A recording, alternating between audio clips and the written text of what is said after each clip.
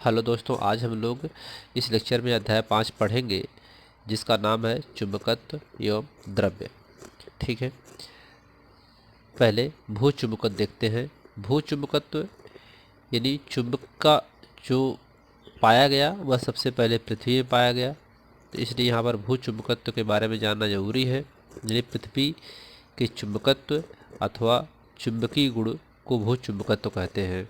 अब पृथ्वी से चुंबक है, इस चुंबक पाया गया पृथ्वी में।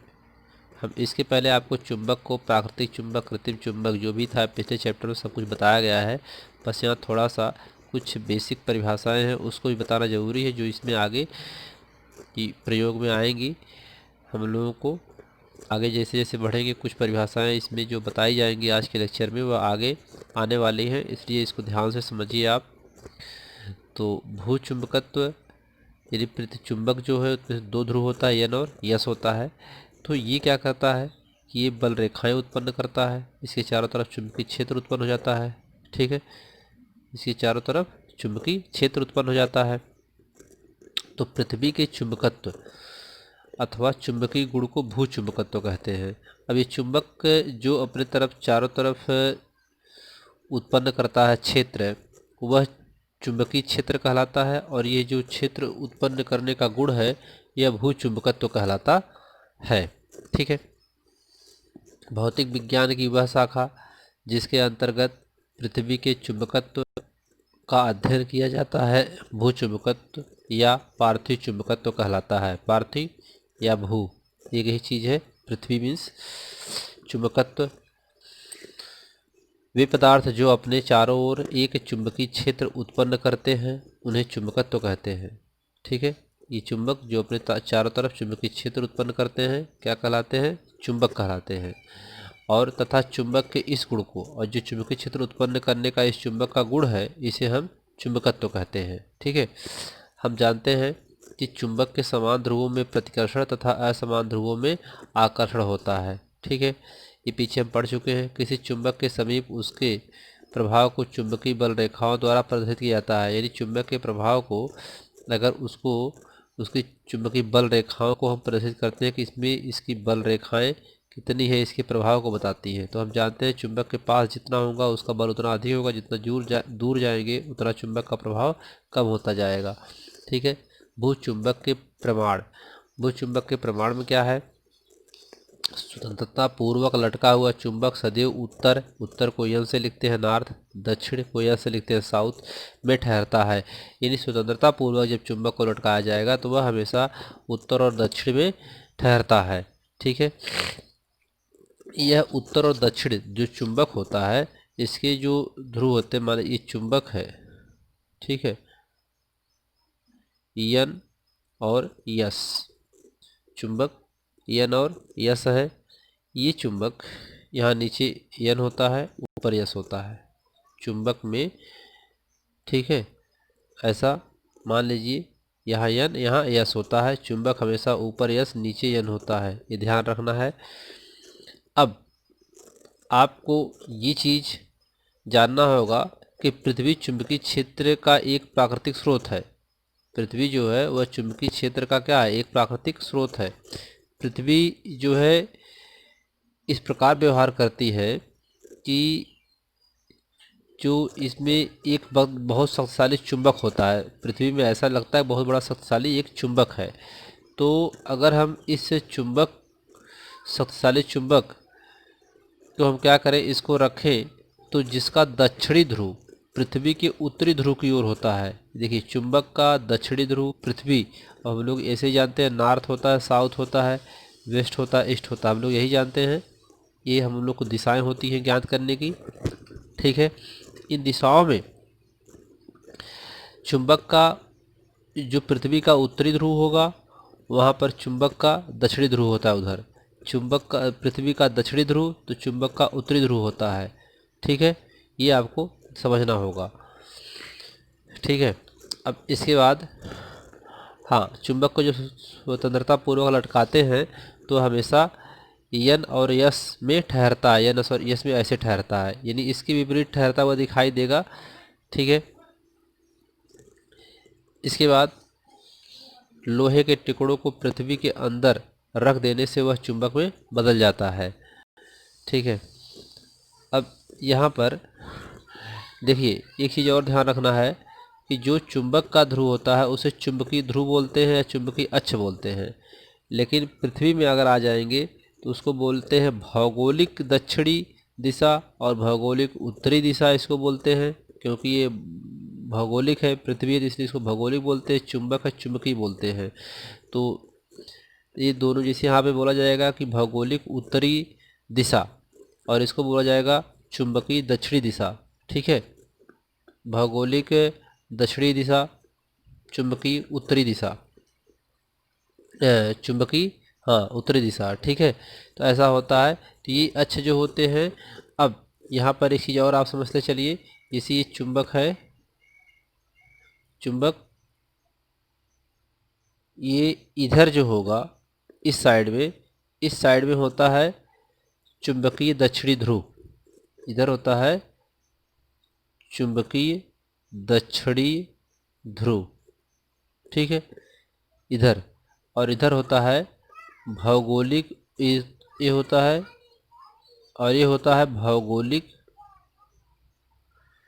उत्तरीय ध्रुव। ठीक है, अब इसके इधर यहाँ पर जो होगा ये ऐसे आप क्रॉस में आइए, ऐसे ये थोड़ा सा क्रॉस में होता है पृथ्वी का, इसको बोलते हैं भौगोलिक अक्ष, भौगोलिक अक्ष जिसे हम लोग घूर्णन अक्ष भी कहते हैं पृथ्वी का, इसे कहते हैं चुंबकीय अक्ष। ठीक है, तो देखिए भौगोलिक अक्ष थोड़ा क्रॉस हुआ, चुंबकीय अक्ष थोड़ा सा सीधा दिखाई देगा आपको। यह होता है चुंबकीय निरक्ष, चुंबक का अक्ष ये है तो ये ऐसे जा रहा था, ये क्या हुआ इसका निरक्ष हुआ, इसको कहते हैं चुंबकीय निरक्ष। अब इसी को थोड़ा सा यहाँ से क्रॉस ले जाइए, जैसे ये इसके क्रॉस गया था भौगोलिक अक्ष था, इधर ये हो जाएगा भौगोलिक निरक्ष हो जाएगा, ये भौगोलिक निरक्ष। ठीक है, ये थोड़ा क्रॉस में होता है, इसकी दिशाएं पृथ्वी की सीधा हम लोग समझते हैं लेकिन सीधा है नहीं, थोड़ा सा क्रॉस में होता है। आइए इसमें देखते हैं अब भौगोलिक अक्ष, पृथ्वी के उत्तरी ध्रुव और दक्षिणी ध्रुव को मिलाने वाली रेखा को भौगोलिक अक्ष कहते हैं। भौगोलिक अक्ष पृथ्वी की घूर्णन अक्ष है जिसे घूर्णी अक्ष भी कहते हैं, जिसे ध्रुवीय अक्ष कहते हैं। यानी पृथ्वी का उत्तरी ध्रुव और दक्षिणी ध्रुव को मिलाने वाली रेखा, अब पृथ्वी के उत्तरी ध्रुव और दक्षिणी ध्रुव को जो मिलाने वाली रेखा होती है उसे हम क्या कहते हैं, भौगोलिक अक्ष कहते हैं। भौगोलिक अक्ष पृथ्वी की घूर्णन अक्ष है जिसे अक्षीय ध्रुव कहते हैं। यही है उत्तरी और दक्षिणी भौगोलिक पृथ्वी का, और इसे हम क्या कहते हैं, ध्रुवीय अक्ष भी कहते हैं। भौगोलिक निरक्ष, अब ये है भौगोलिक निरक्ष और ये चुंबकीय निरक्ष। ठीक है, तो भौगोलिक अक्ष के लंबवत तल में पृथ्वी की सतह पर खींचा गया वह वृत्त जो पृथ्वी को दो बराबर अर्धगोले में विभाजित करता है भौगोलिक निरक्ष कहलाता है। अब ये क्या करता है कि यह पृथ्वी को दो बराबर भागों में डिवाइड करता है। जैसे ये मान लीजिए चुंबक है, इसे कारण चुंबकीय क्षेत्र चारों तरफ उत्पन्न होगा ऐसे, ठीक है, इधर से ऐसे उत्पन्न होगा। अब इसको दो अर्धवृत्त में डिवाइड कर देता है, उसे हम कहते हैं भौगोलिक निरक्ष। ध्रुवीय चुंबकीय अक्ष, पृथ्वी पर ऐसे दो स्थान जहां चुंबकीय सुई ऊर्ध्वाधर यानी पृथ्वी तल के लंबवत, ठीक है, हो जाती है, उन्हें चुंबकीय अक्ष कहते हैं, चुंबकीय ध्रुव कहते हैं। चुंबकीय अक्ष पृथ्वी के चुंबकीय उत्तरी ध्रुव और चुंबकीय दक्षिणी ध्रुव को मिलाने वाली रेखा पृथ्वी का चुंबकीय अक्ष कहलाती है। यह भौगोलिक अक्ष से लगभग 11.5 डिग्री कोण पर झुकी हुई होती है। ठीक है, अब यह जो है यहाँ देखिए ये कौन सा है, चुंबकीय अक्ष है, और ये क्या है, भौगोलिक अक्ष है।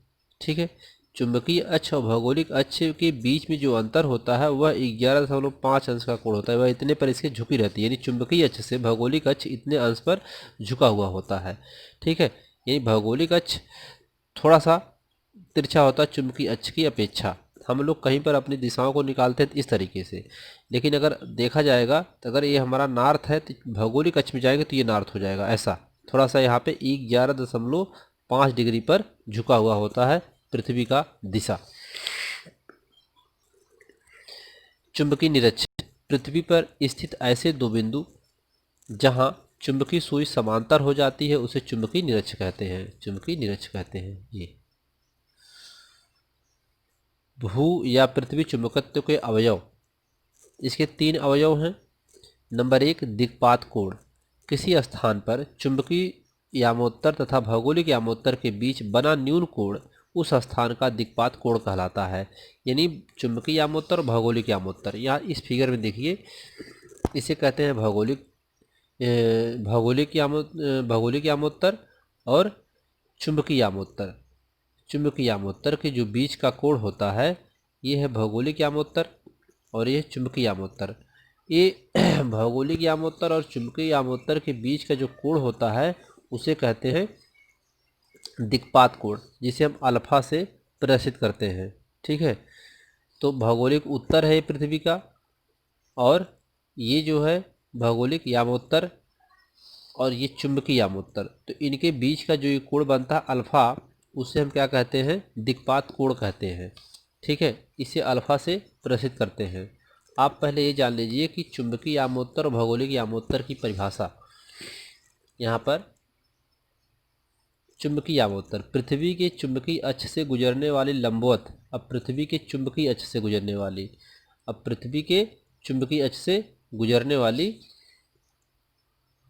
लंबवत तल से चुंबकीय यामोत्तर कहते हैं। ठीक है, अथवा किसी स्थान पर पृथ्वी के उत्तरी ध्रुव तथा दक्षिणी ध्रुव को मिलाने वाली रेखा को चुंबकीय यामोत्तर कहते हैं। उत्तरी और दक्षिणी ध्रुव को मिलाने वाली रेखा को क्या कहेंगे, चुंबकीय यामोत्तर कहते हैं। ये वाला जो पार्ट होगा वो चुंबकीय यामोत्तर कहलाएगा। भौगोलिक यामोत्तर, पृथ्वी के भौगोलिक उत्तर और भौगोलिक दक्षिण को मिलाने वाली रेखा लंबवत तलों को भौगोलिक यामोत्तर कहते हैं।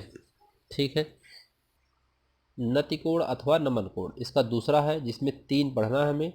भू चुंबकत्व के यानी पृथ्वी चुंबकत्व के 3 अवयव होते हैं, जिसमें नंबर दूसरा नतिकोण अथवा नमन कोण। पहला दिक्पात कोण हो गया, तो किसी स्थान पर चुंबकीय यामोत्तर में स्वतंत्रता पूर्वक लटकी हुई चुंबकीय सुई, ठीक है, चुंबकीय सुई की अक्ष द्वारा क्षैतिज दिशा में बनाया गया कोण उस स्थान पर नति अथवा नमन कोण कहलाता है।